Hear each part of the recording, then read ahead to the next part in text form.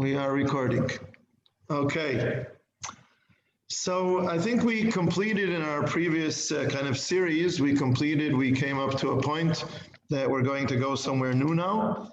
And we'd like to discuss some of the clashes between what seems to be modern day values in the Western world and Torah. And there seem to be several points where these two worlds clash. And do they have to clash? Can they go together? When they clash, what do we do? So I'd like to discuss this in several different ways and also several different specific issues, not to shy away from specific issues. But before we get to specific issues today, I'd like to discuss the basis and the tools of how we're going to go about this. So soon I will ask you to raise different ideas, different thoughts about what issues, or maybe just write in the chat if you want, and then I can pick them all off there afterwards.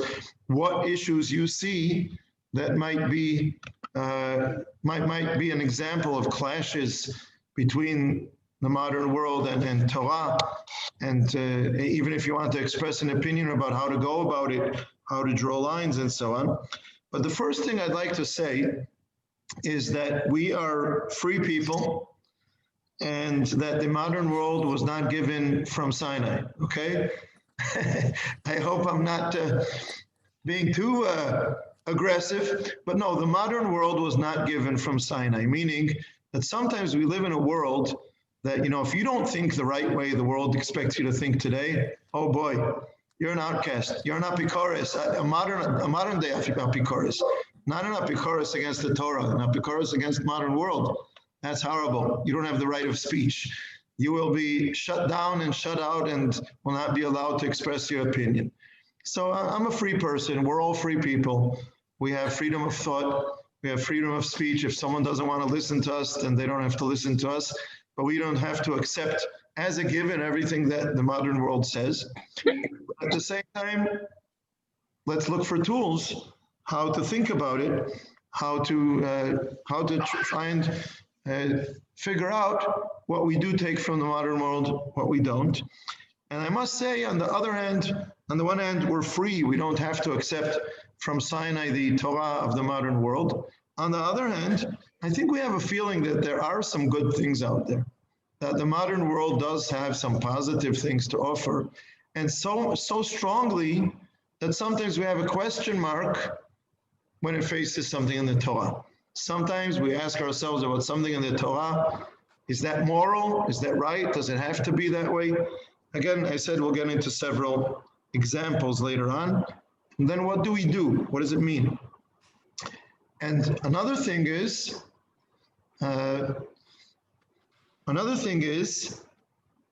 the Torah change? Aren't we taught about the Torah, that the Torah is God-given, is eternal?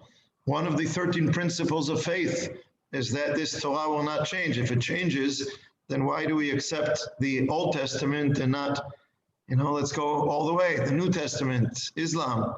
That's one of the 13 principles of faith of the Rambam, clearly constructed to say, well, we can't accept these new Torahs.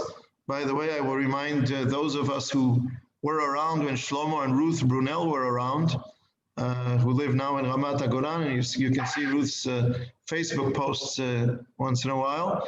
And when Shlomo, for those of us who didn't know Shlomo and Ruth, Shlomo was a Lutheran minister. They're from Finland. He was a Lutheran minister in Australia, and they converted, both Shlomo and Ruth and their 4 daughters. And one second. And one of the things we asked Shlomo to speak and describe his experience, why they converted and so on. And Shlomo, one of the things he said was, I read in the Old Testament, I grew up on the Old Testament and the New Testament. And I read in the Old Testament about Sabbath, and I didn't understand why we're celebrating Sunday. And I read in the Old Testament about Kashrut, and I didn't understand why we don't keep it. So that was part of his process of conversion. So if we're so clear on this issue, why don't we just say, and there are Jews who say this, and there are rabbis who say this, the Torah doesn't change. Therefore, everything coming from the modern world, whenever it contradicts or clashes with anything in the Torah, no question. There's no question. We reject it. That's it. Done. No discussion. I don't think that's going to work here. What can I say? It doesn't work for me. I don't think it works for you.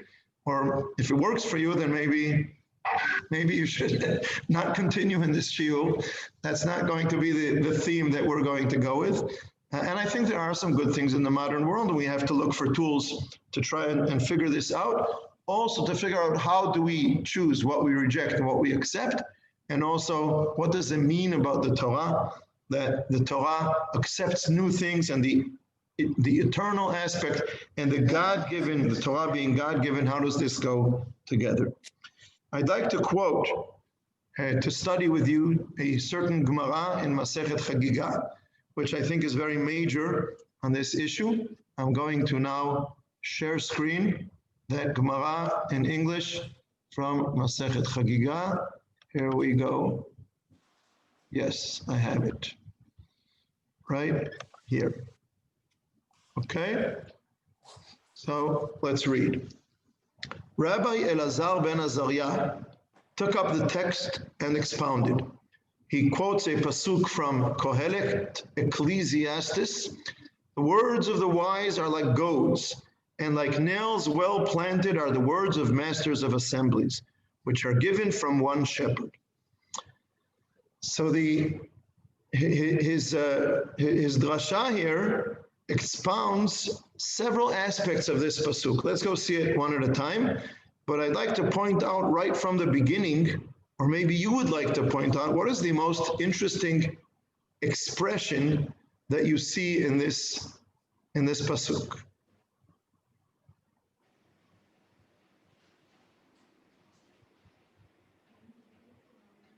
Or what is the most challenging or unusual expression in this pasuk? When it says that things are well planted, does it imply that somebody plants and then it grows naturally, organically into something that may not have been anticipated in some way? That's a very interesting, what's the term in English I'm looking for? It's very interesting that you noticed that, Mark. But it's strange because what's being planted is nails. So if nails are planted in that aspect, what does that mean? Is there an expression, is there a verb in English for, what do you say when you knock in a nail? Do you say that? I knocked in a nail, or is there another term, another verb for it? What do you do? Yeah, hammer a nail. But is it a nail like you use for knocking into wood, or is it a nail like on your finger? Hammer. You hammer a nail, okay. But hammer a nail. But the Hebrew term is not the nail on the finger, right? It's the nail. No. It says in the pasuk in Hebrew, masmerot. Okay. The Hebrew term is masmerot netuim, planted nails. Now, I am 100% sure that none of us have ever planted nails. Okay, and if you did, it didn't grow very well. You don't have a tree of nails because you planted a nail. So it's a very interesting expression, and you already see here what Rabbi Elazar ben Azariah is going to do with this, and why I like this pasuk and this drasha that we're going to see now. So that's going to be the center, but there's a lot around it. So let's see. Why are the words of the Torah likened to a goad? To teach you that just as the goad directs the cow along its furrows in order to bring forth life to the world, so too the words of the Torah direct those who study them from the paths of death to the paths of life.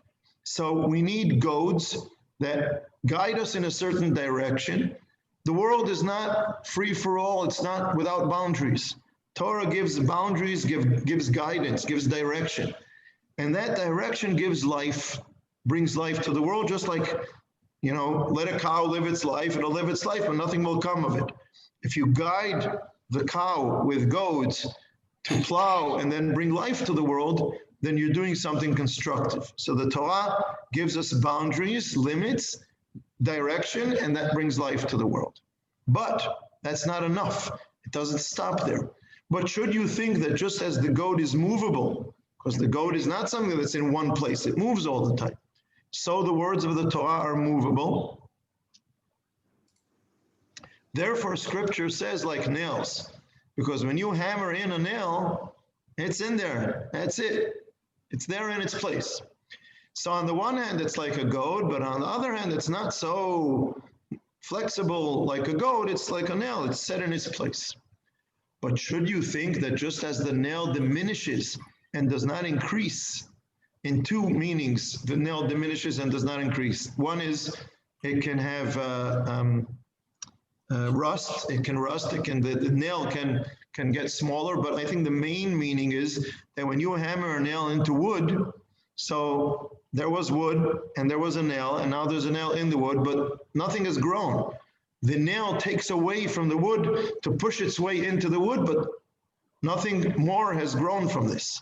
It diminishes and does not increase. So maybe the comparison to Torah is to say so to the words of the Torah, diminish and do not increase. Therefore, the text says, well planted. Just as a plant is fruitful and multiplies, so too the words of the Torah are fruitful and multiply. It's a fascinating expression saying that the Torah is fruitful and multiply, which is the words, those are the words used for human beings right away in Bereshit Perek Aleph, be fruitful and multiply. And the Torah is fruitful and multiplies. Something new comes from the old. Something new grows on the tree of the Torah, in this plant that is planted of Torah. And the Pasuk continues. Let's go back to the Pasuk at the beginning. The Pasuk says, after nails well planted, so are the words of masters of assemblies, which are given from one shepherd. So the drasha continues. The master of assemblies, what does this imply? These are the disciples of the wise, in Hebrew, Talmidei Chachamim, an interesting expression. The wise men, the wise people are Talmidei Chachamim, disciples of the wise, who sit in manifold assemblies and occupy themselves with the Torah. And what happens when they get together? Some pronouncing unclean and others pronouncing clean. When there's a halachic disagreement, a halachic discussion, whether something is pure or impure, some pronounce it unclean, some pronounce it clean. A new question comes up, some prohibiting and others permitting. A question about a certain person, is he qualified for a certain role or mission? Some disqualifying and others declaring fit. So there are different assemblies and they have differences of opinion. So what do we do? Should a man say, how in these circumstances shall I learn Torah? Therefore, scripture says, all of them are given from one shepherd. One God gave them, one leader uttered them, from the mouth of the master of all creation, blessed be he, as it is written, and God spoke all these words. The pasuk, and God spoke all these words, is in Shmot, right at the opening of the Ten Commandments. And God spoke all these words. I would say that here, what the drasha is stressing is underlining is that God spoke all these words. We have all these different assemblies, all these different opinions, those who say it's pure, those who say it's not pure, those who say it's permitted, those who say it's forbidden, those who say this person is qualified or not qualified. God spoke all these words. The rabbis, the different opinions, they're all part of the Torah. But what do? Hence, you too make your ear like a mill hopper. Does everyone know what a mill hopper is? Okay. In one source that I used, I found it said a hopper. And I looked up in Hebrew, what is a hopper? A hopper is a, what else would you call it? Like a funnel. Sifted sorter. So a hopper is an animal. What do you call them? The little things that jump on a lot of feet. Bunny. Grasshopper? No. What? Grasshopper? Yeah, like grasshoppers, right? Grasshoppers, bidyuk. But that didn't make sense until I found another wording that said millhopper. A millhopper is something that sifts. It's like a funnel. Yeah. Right. So you make your ear like a millhopper, take everything in and acquire for yourself a discerning heart to understand the words of those who pronounce unclean and the words of those who pronounce clean. the words of those who prohibit and the words of those who permit, the words of those who disqualify and the words of those who declare fit. Take it all in, and then you have to work through it and take the part that you decide is the right part to take. But they're all part of what God says. They're all part of the Torah. Now, why do the different parts of this drasha come together? Because if I would say that there are only nails and the nails are not planted, so it's clear what the Torah says. We have the Tanakh, we have the Chamisha Chumshei Torah. We have no disagreements about what the words are of the Torah. So we all agree on what it says. No new questions, no new issues, nothing new growing and being fruitful and multiplying. So we all agree on what the Torah says. But once we've said that the Torah is not only nails, it's also a plant, and it's also being fruitful and multiply, now we're going to have disagreements. Should the branch grow to the right or to the left?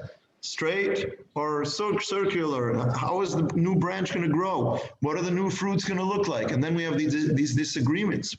So what we have to do, and we have these disagreements, is sit together, study with one another, discuss, and reach decisions. But it's not because one of us is all right and the other is all wrong. That's the way that the Torah has to function. There is something new that is going to grow from it. The fact that there is something new, okay, so that's the drasha that I think is extremely important. I'm going to stop the share now, unless someone needs to address something of the text. What's the Hebrew for millhopper? What's the original Hebrew? Afar keset. Aseos nechake afar keset. Afar keset in modern day Hebrew is like a telephone. When you hold the old telephone, you have to listen to something. So I don't know why the translation of a millhopper, but it's not exactly the same, but it's the same idea. Take it all in. Listen to all the different opinions. Don't throw out, don't chuck out any one of the different opinions. Look at the Mishnah, look at the Gemara that brings all the different opinions. And even though halachic decisions have been reached, and one opinion has been accepted and another opinion has been rejected, still in the Mishnah and the Gemara, you'll find the different opinions. You will find the discussion continuing. It's important for us also to study. We don't pick and choose within the sources of the Tanaim and the Amoraim and take only those opinions which were accepted and sift out those opinions that were rejected and only study the opinions that were accepted. We study all the different opinions. We have room for all of them. They're all valuable. They're all part of the growth of the being fruitful and multiplying of the Torah. And we listen to them all. At the end of the day, we have to reach decisions. But we are not totally rejecting any one of the different opinions. Well, one of the remarkable things here, isn't it also that, okay, we listen to all these opinions, but each individual has their own way of looking at it and will come to their own decision based on integrating what they've heard and sifting out what they want to follow, what they don't want to follow, and so on. But it's up to each individual to make their own individual decision. On the one hand, I agree with that. I think it's important that everyone sits and listens to the different opinions and works through the issues. But I would say, nonetheless, two comments. Number one is, again, something I'd like to reach, and that is the question of what are our tools? Okay, it's, one way of doing it is just saying, okay, I think this, I think that. How did you reach your decisions? How did each one of us reach their decisions? How does everyone, how do all of us reach our decisions? What I accept or don't accept in the modern world, or when values of tradition clash with modern values. We all have our kind of, we've reached our certain decisions, but what is it based on? And once again, do we have freedom to re-question, take a new look at these questions and ask ourselves, well, what caused me to reach decision A or decision B? And these are my opinions. And the other issue is that beyond individual personal opinions, we also have to have a nation functioning. This is very relevant in many ways to Israel, to the USA. The date is January 19th. Tomorrow is January 20th. We all know what's happening tomorrow, or actually we don't know exactly what's going to happen tomorrow. But the tension of enabling freedom of speech and opinion and continuing to be a functioning nation. And taking that to Torah, to Am Yisrael. I don't want to be just a nation that has we have some common ancestors. But now we've all gone our each individual way, and there's nothing national left about the way we perform our Judaism. That means that we have to have a structure where decisions are reached, and we all have to adhere to these decisions, even when we have different opinions. But at the same time, now I'm going to balance what I balanced. At the same time, once we've reached decisions, it doesn't mean that this decision is right and the other opinion is wrong. And those who hold by the other opinion should be all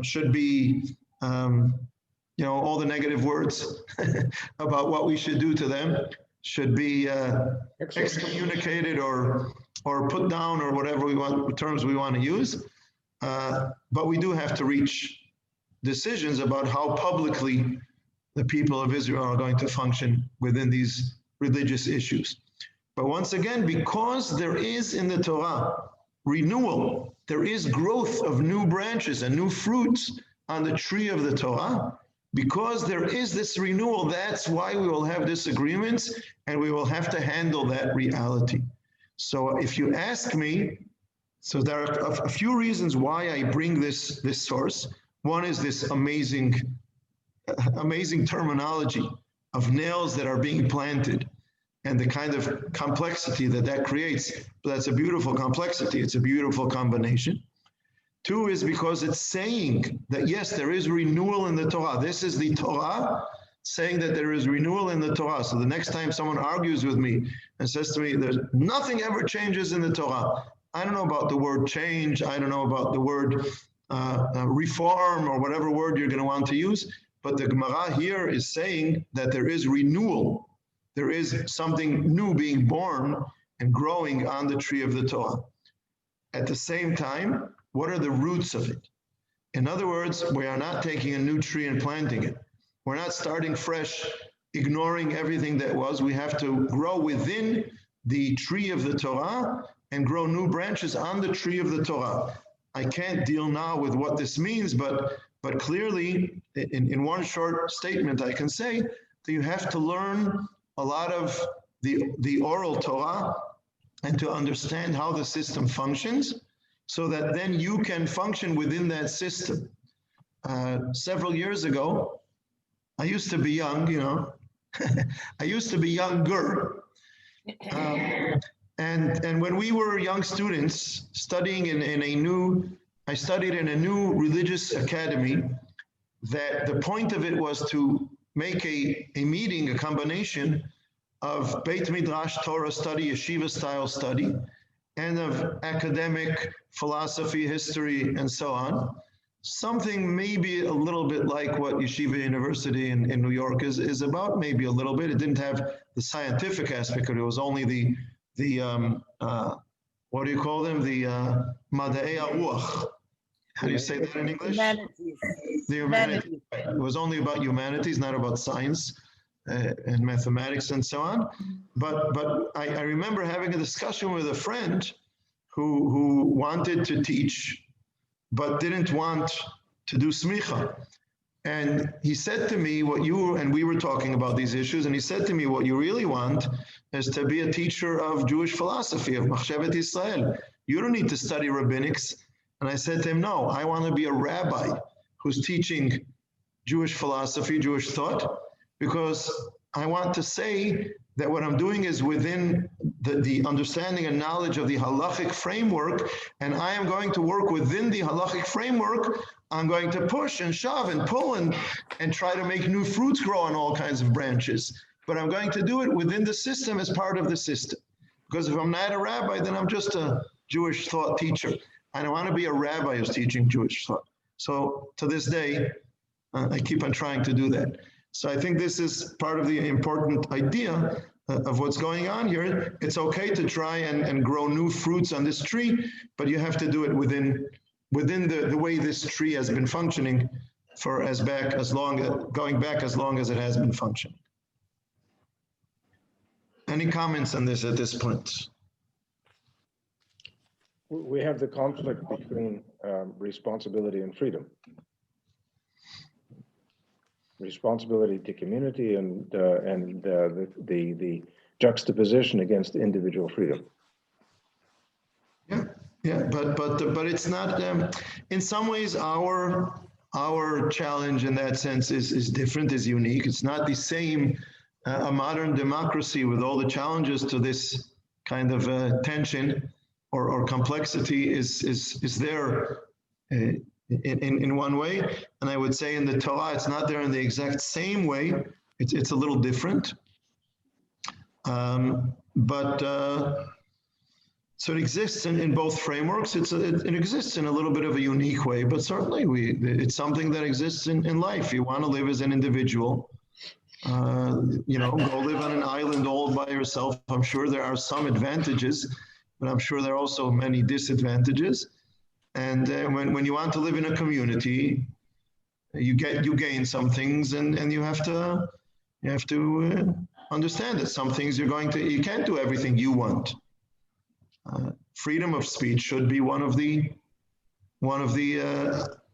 basics, so that you can raise an issue and argue about it and try to convince if you want to change something. That's legitimate. That's legitimate within halakha as well. If you want to make something grow a new branch on the tree, you think it should be done, you have total freedom within halakha to raise the issue. You do not have freedom to just go ahead and do what you say, what you think, because you have communal responsibility, because there are systems of authority and so on. But as I like to say, should the Sanhedrin, the Jewish High Court, be reinstituted tomorrow morning? I don't see it happening right now, but should it happen soon? I don't think that I am knowledgeable enough to be one of the very few members. There are actually 70 or 71 members. I don't think that I'll be there, but I will try to be the what you call in Hebrew, it's the Ozer Parlamentari, the parliamentary aid of one of the Dayanim there. I even have an idea who. A lot of people will want the job, but maybe I'll get it. So that through this Dayan in the Sanhedrin, who I think highly of, maybe I can, put in some of my ideas. But that's a legitimate thing to try to do, but you have to work within the system. Okay. So there is renewal in the Torah. Just to, Shalom Eliezer, just to say to you, maybe you came at 8:30 because you thought it starts at 8:30. Yeah, that's right. I'm So sorry. we're starting at 8, okay? So I'm just pointing out to you so that you'll remember for next time. Sorry. Okay. So just to give some examples and raise some questions, and then I'd like to discuss another idea. For instance, I'd like to take as an example slavery. And I'll start this with a story that I've mentioned several times. I was once invited to a kind of panel.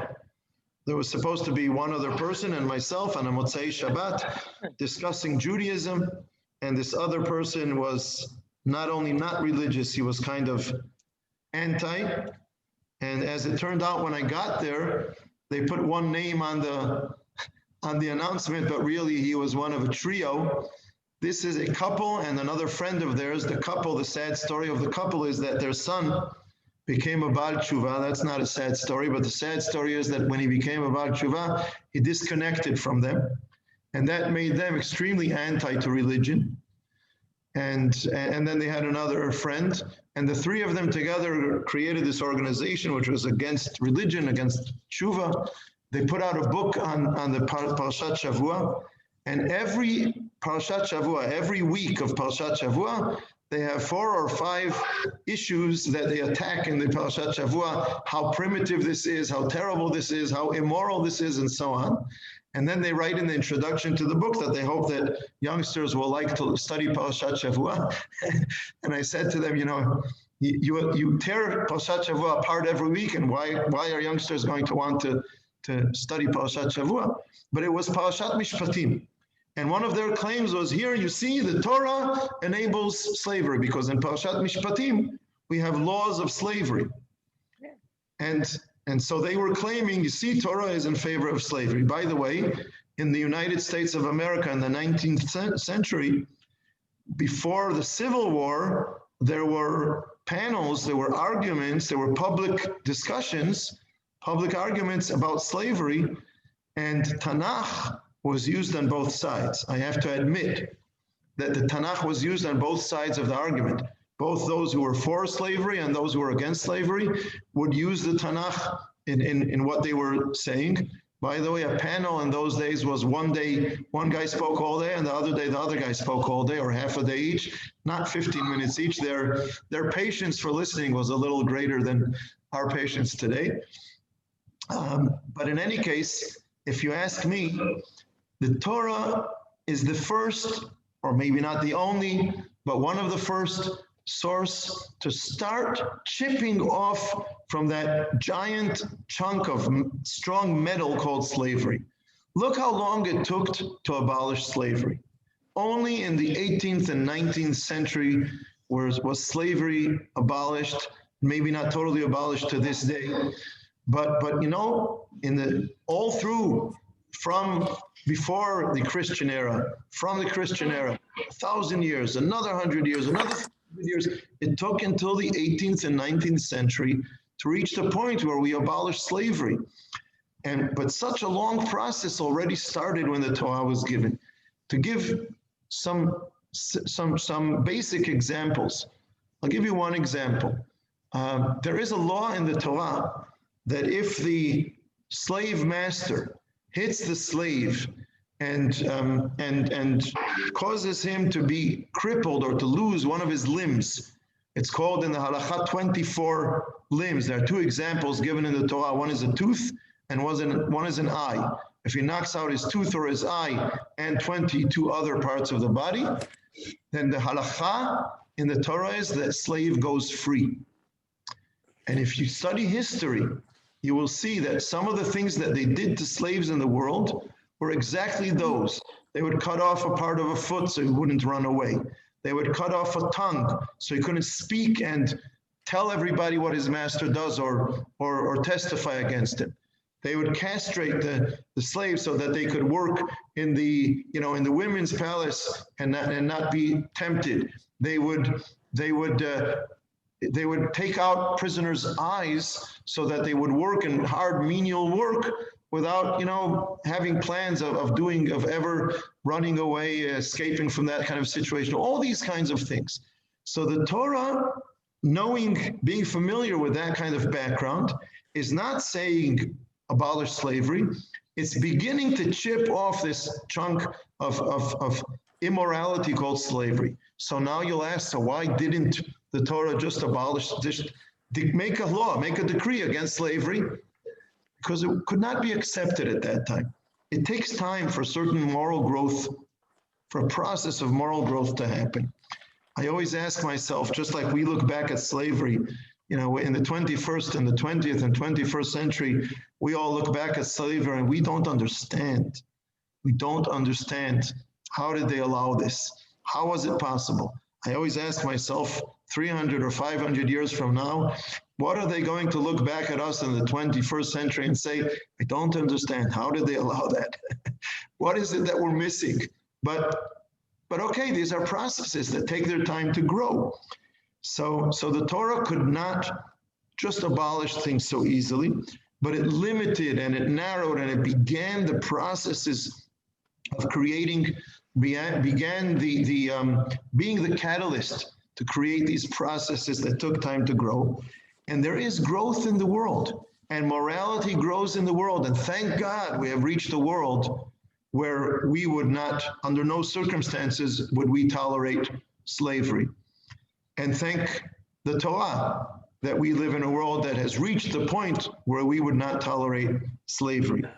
So what I'm saying is, sometimes the Torah itself is a catalyst that makes some kind of process of growth in the world.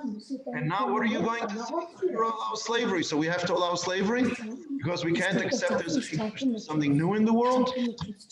I'm saying that there is growth, there is renewal in the world. The Torah itself brings about sometimes the renewal in the world. And now, again, we will have to ask ourselves, okay, what do we accept? What do we not accept? Don't think that there is no renewal in the world. The Torah itself is part of what creates renewal in the world. Eliezer, bevakasha. Yes. Isn't stealing people a capital crime in Judaism?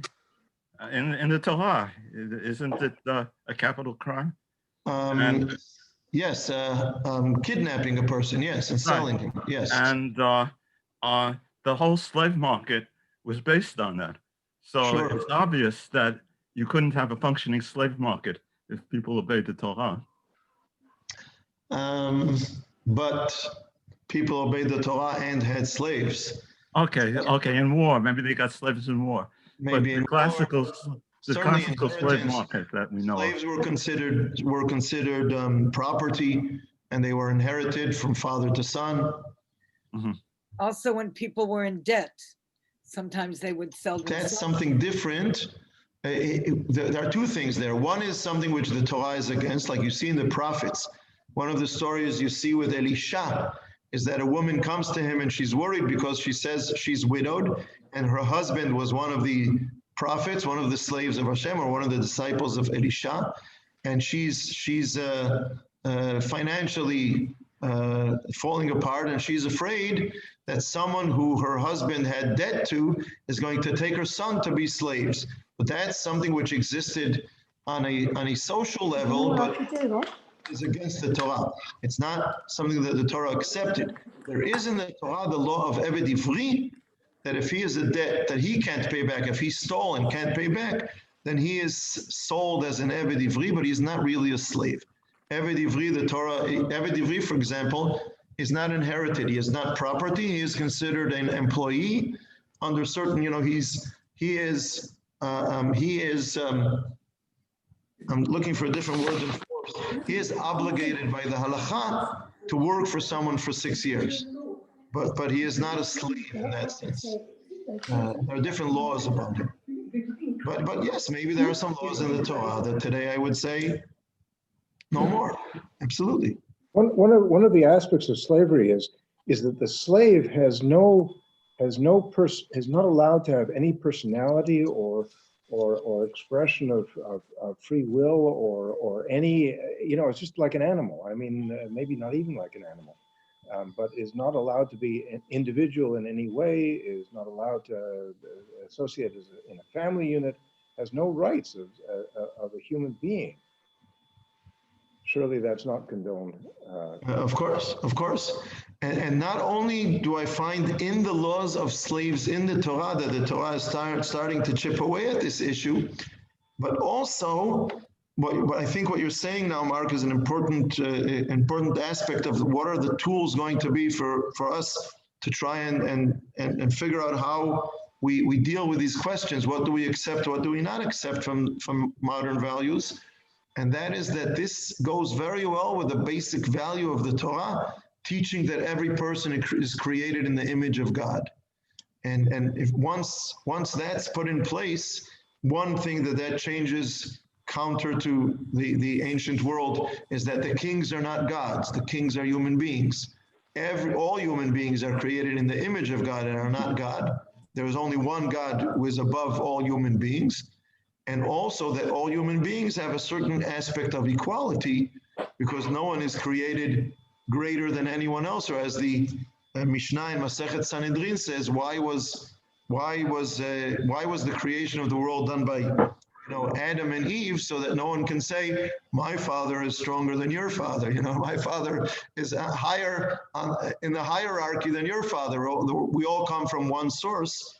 So that's certainly on a moral, on a philosophical, theological level, creates the spiritual and philosophical basis for rejecting slavery.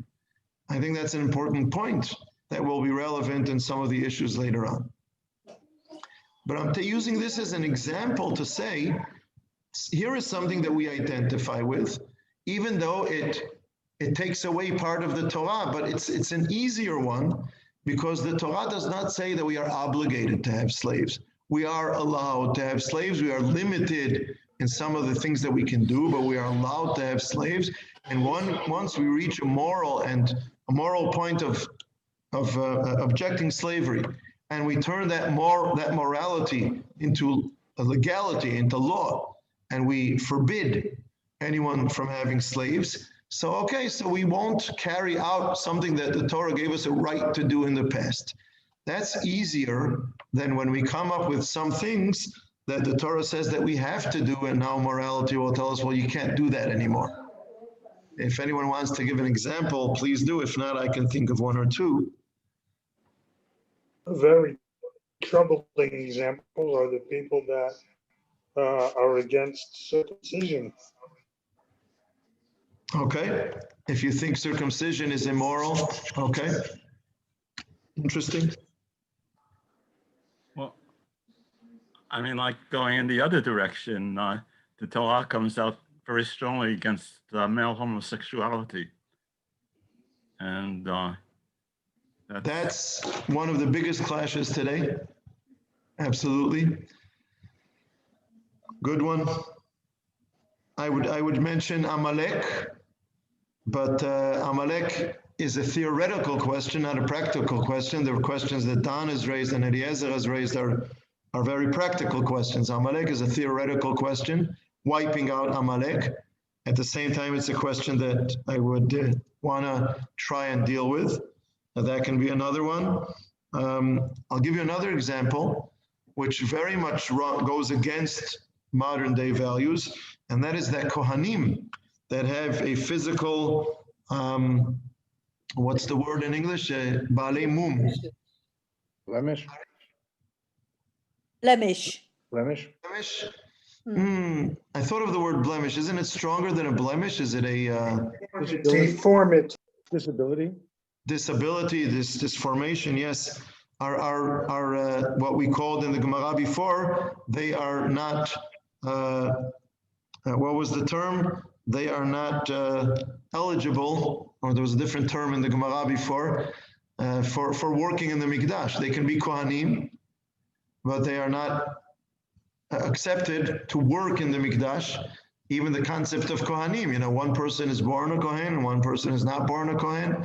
I think that runs against modern values, but certainly the idea that someone who has a disability, a physical disability or disformation, cannot be a Kohen in Beit HaMikdash.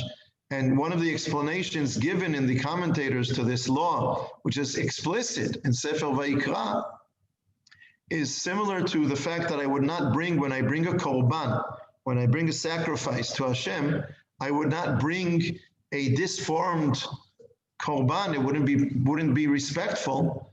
So in the same way, in Hashem's palace, in Beit HaMikdash, I wouldn't want Kohanim who are deformed to be the ones who are working there. But I would ask today, if a king today, if a candidate for a political vote, we don't know of political votes here in Israel. We only have about only about 2 every year on the average, but somewhere else in the world where they have a lot of elections, can one of the candidates, if one of the candidates would claim, would make a statement that he only has people who are beautiful, good looking, strong, and so on, working in his team, he does not accept anybody with any kind of disability in his team, I think he'd be killing his campaign before it even started. So maybe today for Beit HaMikdash, we would have to say the opposite. Do we have the authority to say that? So there are a lot of these kinds of questions that we would want to try and deal with. Yes, Ilana? Well, you're overlooking an important one, and obviously you expect me to come up with this, but how about discrimination against women? Either you or me I would have have said no it. idea what you're talking about, Ilana. I was thinking that the whole time too. There's Of also course. clayim and genetically modified crops. Okay. It doesn't compare to discrimination against women. I'm trying to sort of say. I know what you're doing. Absolutely. We're gonna There's mediate. no question about either one of these, and no question that discrimination against women is one of the major issues. Yeah. And And I'd like to take the opportunity now to start mentioning one of the points that I'm going to say, and that goes back to what Mark said before and connects to the issue of women. Just like I am not comparing women to slaves or slaves to women, I'm comparing the issues. Just like one of the philosophical points, spiritual, theological aspects of the discussion about slavery has to do with the basic idea in the Torah that the basic idea in the Torah that that everyone is created equal in the image of God certainly gives a Torah basis for the demand for equality between men and women. Now, how do we work this out with halakha, with tradition, and all kinds of things? This is a big question. But what I'm saying is what's unique about this is that when I look at the Torah, I find the basis for this quest, for this aspiration in the Torah. And this is one of the questions I think we should always be asking ourselves. Is this modern value, is this modern demand, aspiration, is it coming from a place that is totally against the whole concept, the whole direction of the Torah? And then I can easily reject it and say, well, I don't agree with that value. Or is it creating a kind of complexity within the Torah? Doesn't the Torah have this contradiction or complexity within its own contents, saying on the one hand that all human beings are created in the image of God, and then making statements or laws that are discriminatory. Discriminatory against women. So it's a tension within the Torah. And I think that's one of the major points. When something modern comes from way out of the ballpark, nothing to do with values, with positive values, with Torah, and suddenly people like it and people go for it, and it clashes with Torah, that's within myself, I'm saying, I'm not talking about how we deal with it publicly, but within myself, that's easier for me to deal with. That's something negative that I can reject. Let me give you an example. If you want a world, like I said before, without any boundaries, everything is free, sexual permissiveness, okay, is very strong today. I have no difficulty rejecting that. I think it's terrible. I think it's detrimental. I think it's causing terrible damage to the world, to marriage, to men and women, to children. It's very negative. I'm not saying totally negative. That's a different discussion. Maybe there's a point of light there within all that darkness. But it's easy for me to reject it because the Torah does not in any way give this kind of message of a kind of permissiveness of everybody go ahead and do whatever you want, you feel like doing. There's a difference between every person's freedom and freedom of opinion and so on, and just permissive behavior in general, whether it's within the issue of sexuality or any other aspect. So it's easier to reject that. But when you come to issues of human rights and human equality, whether it's women or a person with a disability or children, you ask about Brit Milah, then the questions become more difficult because the tension is there within the values of the Torah. It's not something which is going 180 degrees against the values of the Torah, and that makes it more difficult. But at the same time that it makes it more difficult, it also means that I have a tool here to try and discern and decide whether I'm going to totally reject it or look for a way to accept or accept partially or look for a certain balance between the Torah values. Because if it's a value that goes totally against the way that the Torah functions and the way that what's the word in Hebrew, the whole energy of the Torah, then it's easy to reject it. If it's something that connects to the energies of the Torah and at the same time contradicts certain laws of the Torah, then I have a complexity on my hands. But so it's a positive complexity. I connect to the value not because the modern world has come to it, but because I believe that it's part of the Torah. Here's an example. Of something, another point that I should make. How did the modern world come to these values of freedom, of human rights? Did it not come from the Torah, through Judaism, through Christianity, taking over the Byzantine Empire, creating modern day Europe, and which creates the modern day United States of America, which brings out these values? So is it the modern world against the Torah, or is it the Torah creating the modern world with its values and then coming around 360 degrees and then clashing within itself, creating a complexity? So sometimes people argue with me and say, that's just the modern world, don't listen to them. I say, wait a minute, ask yourself, where does the modern world come to that? So if it's coming from the Torah, it's something that we have to deal with and figure out how to put the different values that exist within the Torah, how to put them together. Leslie. Yeah, my problem, if you can call it a problem, is the matching up of the Torah with the Gemara. And the way I look at it, and this is all the wrong way, is that the Gemara was actually redacted at a time where there were different values, different moral values, and in a political sense as well. Like with women, for example, women didn't have a say, they didn't have the vote, and so they were downgraded. But I'm not 100% positive that that was the intention of the Torah. I accept that challenge. I accept that challenge.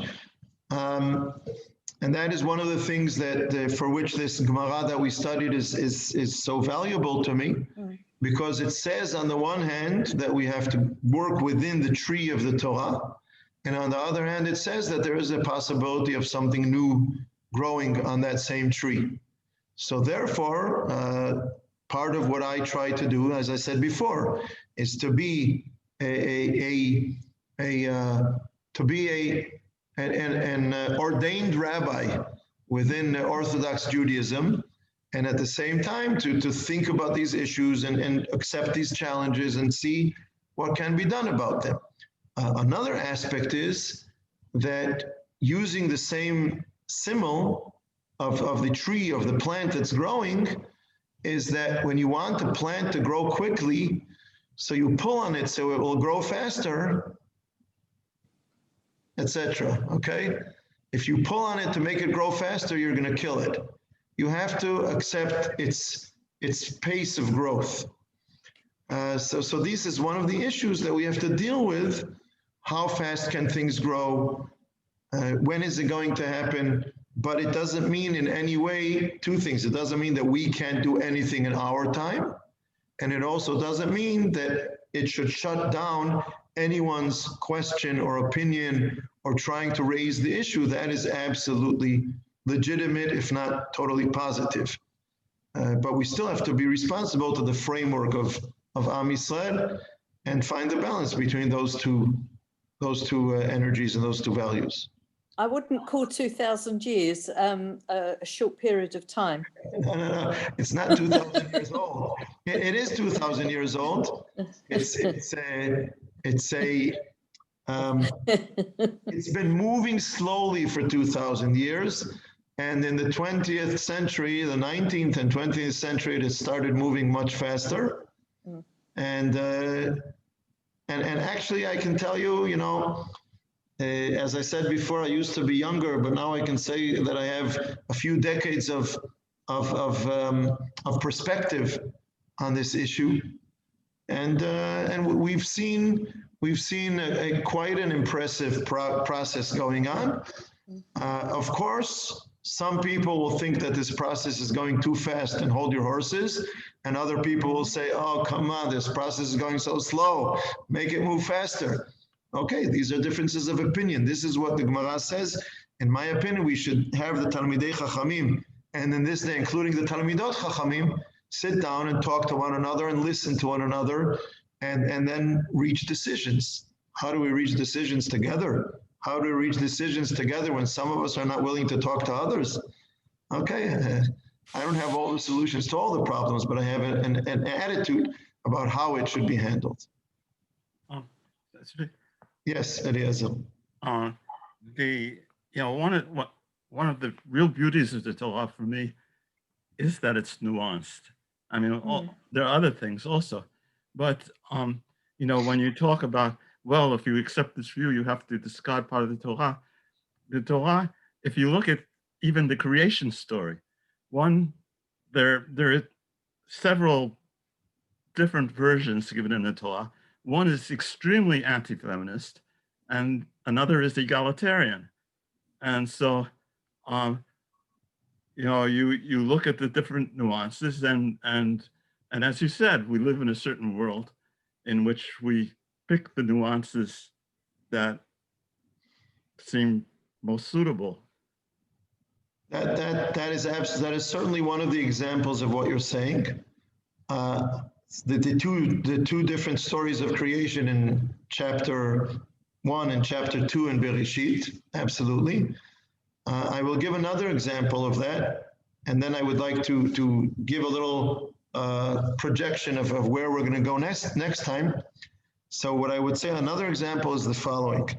In the halakha, in the Gemara, you find a halakha that if a couple is married for 10 years without children, then they have to get divorced so they can remarry and try to have children with someone else and fulfill the mitzvah, which we read today about the Torah of being fruitful and multiplying. Think of that in today's world. A couple they love one another. They want to live together. They did not succeed in having children. So now what should they do? Now they have to separate.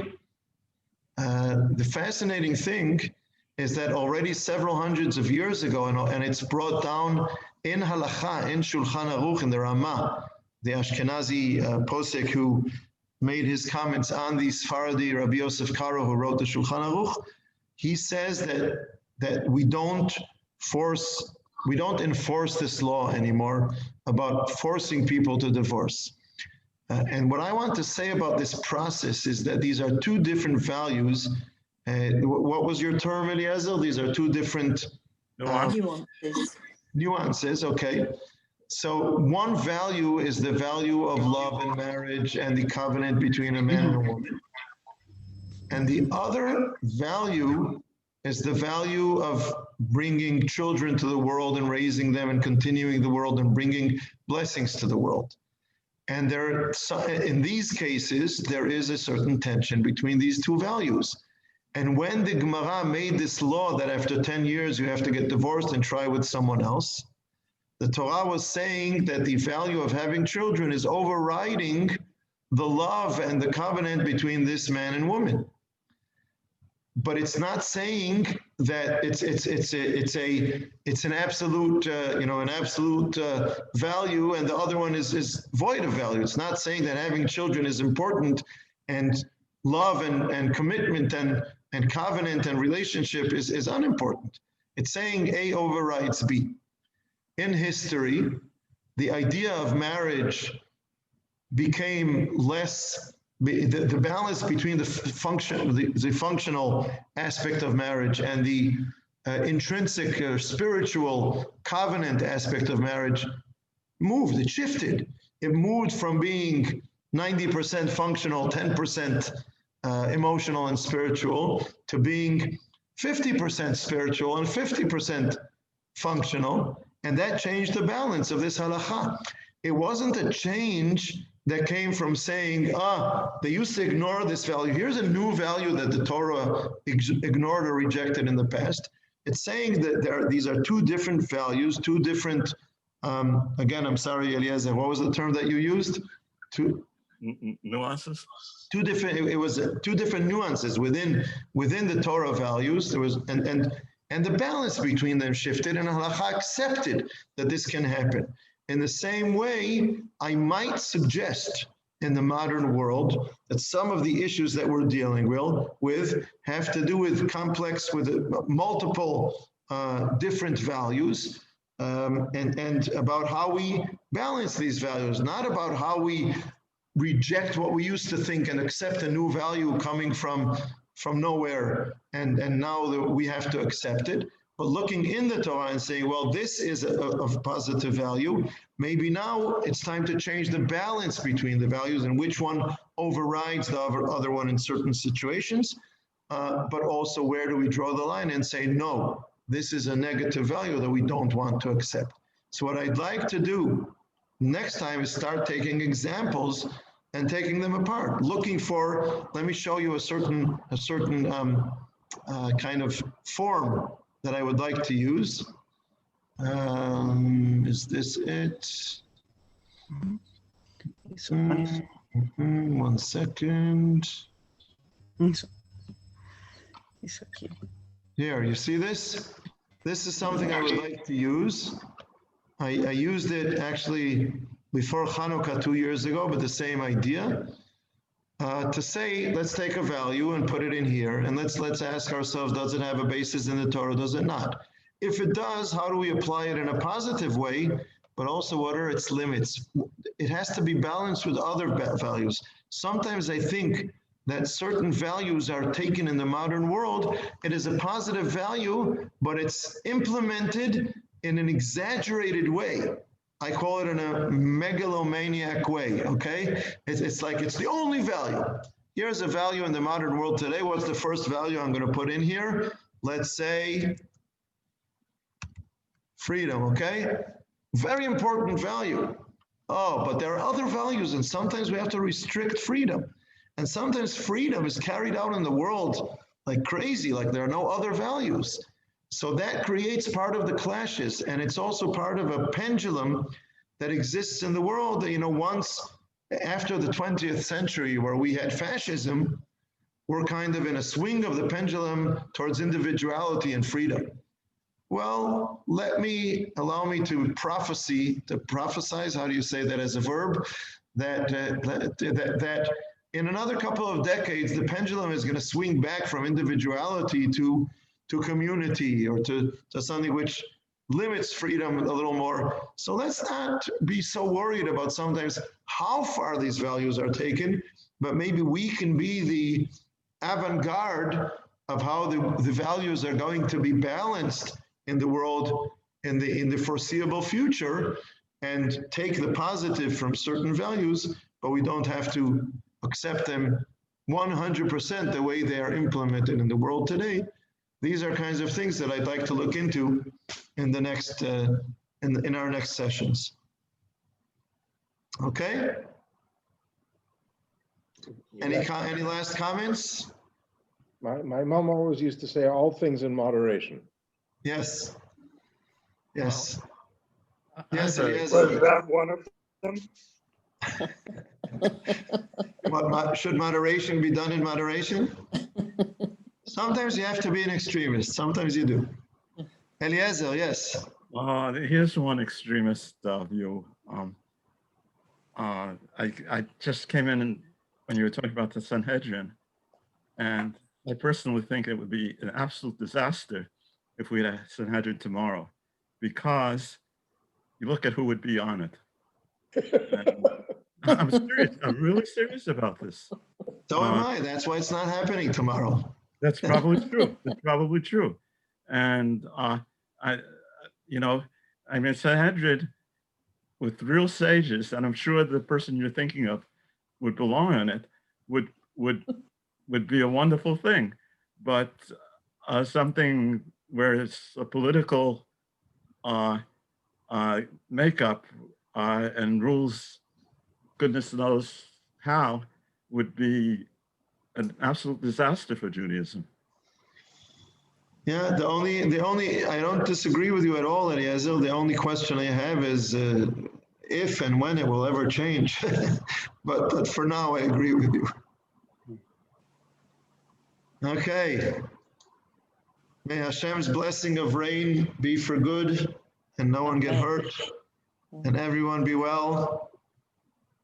And see you. And Bezrat Hashem, we continue in 2 weeks. Marvelous. Thank you so much. Love to all. Thank you. And sorry, Thank you. 2 weeks ago. Laila Tov. Later, Tov. Well, get the second shot. Yes. Yeah. Actually, I must tell you a secret, Rav Zvi, is Yes. that over the last, and everyone can listen, over the last 40 odd years, I would say that women's situation has improved. And I have to say that when I go back to England, I find that it's like going back to the dark ages for women, whereas here, I have a lot more freedom religiously. I'm talking Yes, about. you mean within the Jewish Orthodox community? Yeah, Yes. yeah. I hear that, yes. Okay, so stay, Leslie. I intend to. Okay. I don't intend to let her go.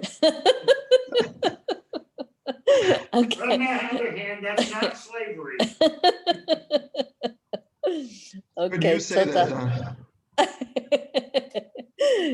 I'm only a slave to the kitchen. Oh, boy. Laila Tov. Laila Tov. Laila Tov.